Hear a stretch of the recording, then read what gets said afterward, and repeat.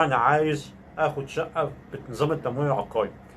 اول حاجه، اول شرط اتفقنا عليه من المره اللي فاتت انه يكون العقار مسجل في الشهر العقاري او على اي قابل تسجيل. يعني ايه قابل التسجيل؟ يعني سيادتك دخلت الشهر العقاري، قدمت الطلب، اتفحص الطلب، طلع جواب المساحه، طلع كل حاجه، فاضل بس حاجه بسيطه ويبقى قابل للتسجيل.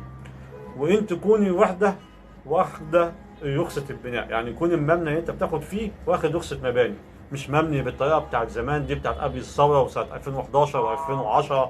انت بنيها كده هوبا في يوم وليله طلعت الوحده. لا، لازم تكون واخده رخصه.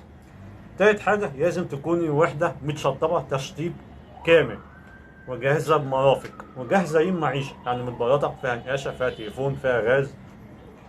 نمرة أربعة، وتكون الوحدة ما فيهاش مخالفة في رسم هندسي في البنى. يعني أنت بعد ما خدت الترخيص، المكان ده مخصص للحمام، المكان ده مخصص للمطبخ، المكان ده مخصص للصالون، ما يجيش صاحب العمارة بدي حمام بمطبخ، دي يبقى فيها مخالفة في الرسم الهندسي، دي بيبقى عليها جنحة، فأنت ما تاخدهاش، البنك مش هيقبلها. وطبعا لو أنت واخد حاجة في المدن الجديدة لازم بيبقى معاك الخرائط التفصيلية للمشروع.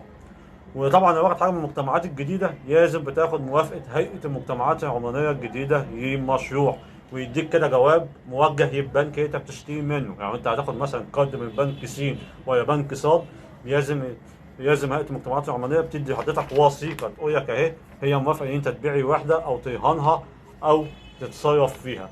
وشكرا لحضراتكم.